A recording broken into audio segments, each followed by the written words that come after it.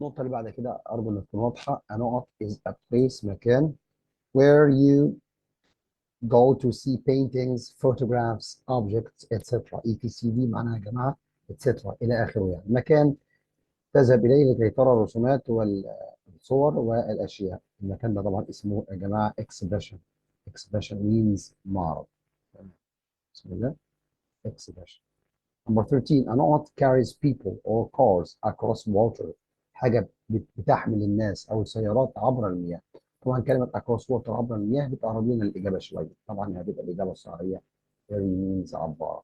طيب السؤال اللي بعد كده. A نقط uses rails like a railway to travel along routes usually in service. طبعا السطر ده كبير جدا يا مستر، احنا مش عارفين نحفظه كله، صعب التعليم ده. ولكن ريلز يعني خطوط سكة حديد، أو ريلوي يعني سكة حديد. وطبعا هنا بيقول لي خاصة في المدن، يعني عبارة وسيلة من وسائل المواصلات بتحمل الناس على خط زي خط السكة الحديد بس داخل المدن. طبعا الإجابة الصح هتبقى ترام، اللي هو الترام يا جماعة. طيب نمبر 15. A نقط أو an نقط is a period of 100 years. فترة مدتها 100 سنة، دي بنسميها قرن. والقرن يا جماعة طبعا country ولا decade ولا century ولا millennium؟ طبعا هتبقى century يعني قرن. country means دولة. decade means عقد اللي هو 10 years 10 سنين. millennium ألفية اللي هي 1000 years. طبعا the correct answer الإجابة الصحيحة هتبقى century اللي هي a period of 100 years، فترة 100 سنة. نمبر 16. To نقط is to send a message electronically. يرسل رسالة electronically means إلكترونيا عن طريق الكمبيوتر أو الإنترنت.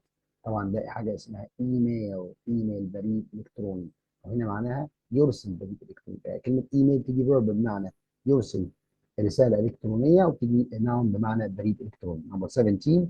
أو أن نقط can cook things quickly. يطهو الأشياء بس quickly يعني بسرعة. إيه اللي ممكن يطهو الأشياء بسرعة؟ طبعا microwave. طيب نمبر 18. You can make bread warm with نقط. يمكنك أن تجعل الخبز warm يعني دافئا عن طريق استخدام طبعا التوستر. نمبر 19. We can make a hot drink. يمكننا أن نجعل أو نصنع مشروبا ساخنا like coffee مثل القهوة with نقط.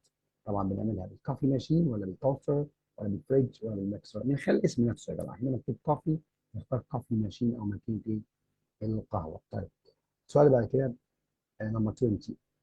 A نقط is a group of questions. مجموعة من الأسئلة that you ask people. بتسألها الناس to find out information about something. لإيجاد معلومات خاصة بشيء ما. أسئلة بتسألها لبعض الناس لاكتشاف أو لإيجاد معلومات معينة، ده بنسميها طبعا survey. survey بمعنى إيه؟ مسح أو فحص أو معاينة أو استطلاع زي ما بنقول. بعد كده number 21. A نقط is a board that people put on a wall to put messages on. عبارة عن لوحة بيحطها الناس على الحائط، بيحطوا عليها رسائل يعني لوحة إعلانية اللي هي نوتس بورد لوحة إعلانية. Number 22. A نقط is a small area of a city. The people who live there. طيب منطقة صغيرة من مدينة والناس اللي بيعيشوا فيها، دي احنا بنسميها ضاحية يعني neighborhood، ضاحية أو حي neighborhood. Okay. Number 23. A نقط or an نقط is a long narrow boat for one or two people. طيب عبارة عن قارب صغير طويل ضيق يكفي لشخص أو شخصين، بنسميها كناو اللي هو الزورق. Number C. Number 24. نقط is pretty things that people wear such as rings, necklaces, etc. أشياء جميلة يرتديها الناس، طبعا النساء، مثل الخواتم والقلادات. طبعا equipment معدات clothing اللي هو الكسوة أو القماش، كساء أو قماش. جيفلري مجوهرات، ولا سكارف اللي هي المشاح. طبعا هي جيفلري بمعنى مجوهرات. To نقط means to take a letter or package to a building.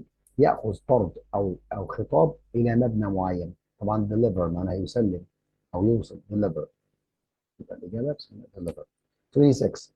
A نقط or an نقط is sorry a نقط is a small area and the people who live in it. قلناها من شوية.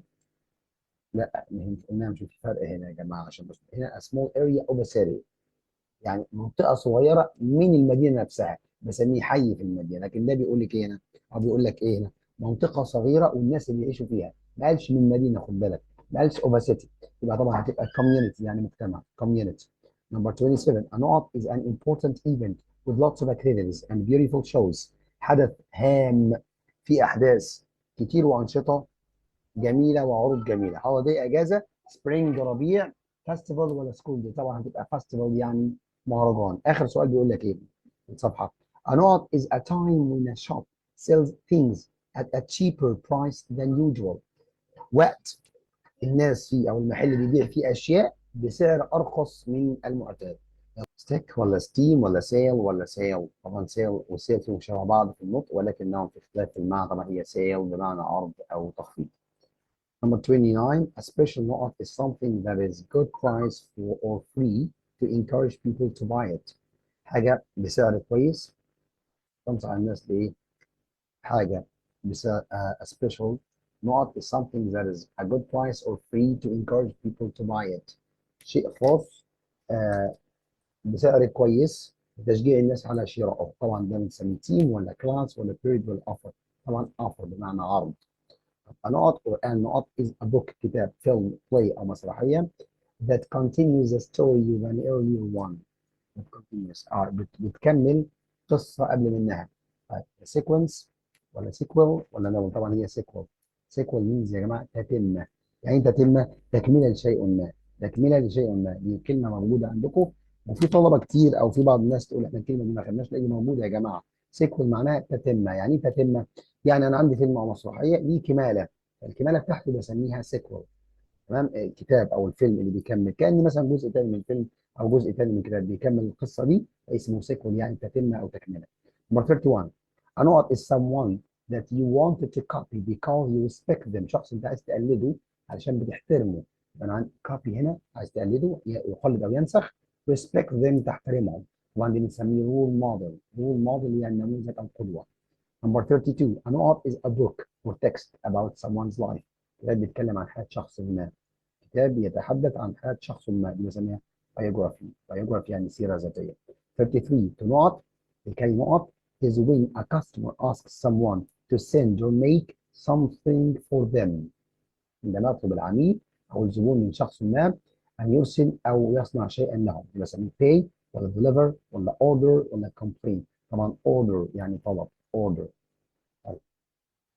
To not is to say hello to or welcome someone. ترحب بشخص ما. طبعا يلا كده delivery يسلم، pay يدفع، encourage يشجع، greet يحيي. طبعا greet يعني يحيي.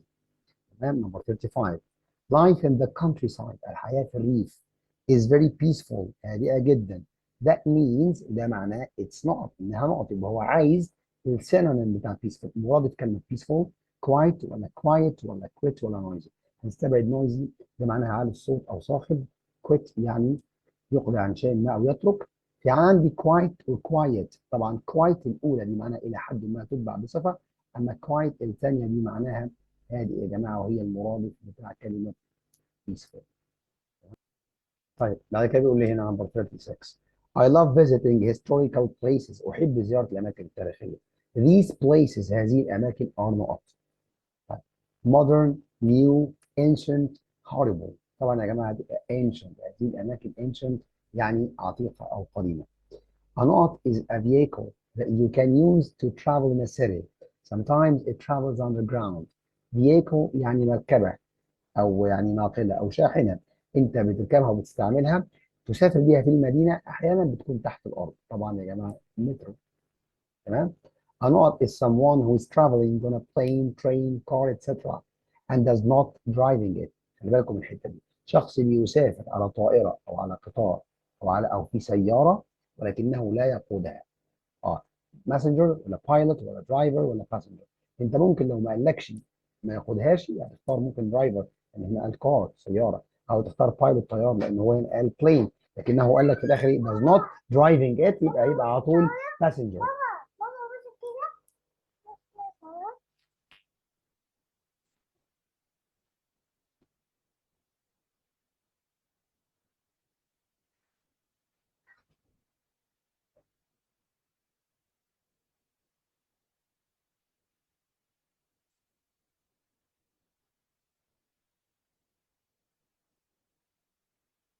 طيب يبقى احنا هنا قلنا هنا، يبقى احنا هنا قلنا ايه؟ قلنا طبعا هو قال a vehicle شخص.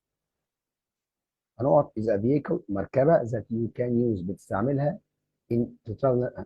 طب نمبر 38 بيقول a not is someone who is traveling on a plane, train, car, etc. and does not driving it. طب طول ما حدد وقال لك does not driving it يعني شخص يسافر عن طريق السيارة أو عن طريق الطائرة أو القطار ولكنه لا يقودها، فده قال لي لا يقودها على طول يبقى اسمه ده passenger. passenger يا جماعة يعني مسافر. طيب معلش أنا هحاول أوضحها لك أكتر، بحب أحط خط بطريقة واضحة أكتر يعني. ها؟ بسم الله.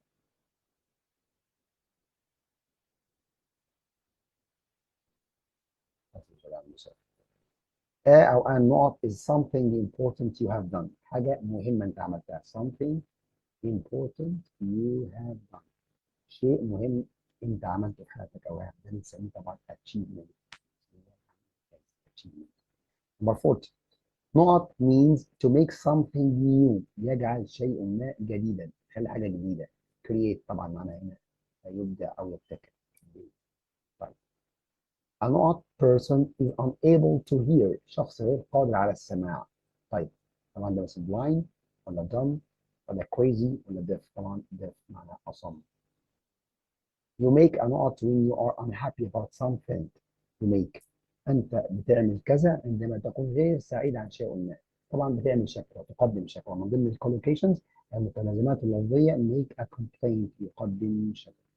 number 43 43 أو أن نقط is an event حدث in which فيه people try to be the best at something، الناس بتحاول تكون فيه أفضل حاجة، بتحاول تكون في الحدث ده هي الأفضل. ده بنسميه طبعا منافسة أو مسابقة competition. competition. اوكي. طيب بعد كده بيقول لي نقط means to be able to relax by calmly thinking about your feelings about what is around you at the moment. طيب حاجة معناها إنك أنت قادر على الاسترخاء وتفكر بهدوء آه، يعني بخصوص مشاعرك او الحاجات اللي حوالين منك في هذه اللحظه. يعني بنسميها احنا mindfulness. mindfulness. طيب طبعا mindfulness هكتب لكم فاكرين mindfulness يعني اليقظه العقليه. اليقظه العقليه. طيب 45 a نقط is the way that someone or something looks، طريقه بيبان بيها شخص ما، بيبدو عليها شخص ما، بيظهر بيها شخص ما. دي بنسميها يا جماعه تمام appearance يعني المظهر. Not is to swim with your face underwater using special equipment، تعوم وجهك تحت المية مستخدما أدوات خاصة. طبعا في التعريفات لو أنت ذاكرت كويس أو أنت ذاكرت كويس هتعرف إن هي snorkel، الغطس تحت سطح المية على طول. snorkel. Number 47 a knot or a knot is something that you don't want other people to know، أنت مش عايز الناس التانية know تعرف الحاجة دي. دي حاجة اسمها بنسميها احنا سر. سر secret. اوكي.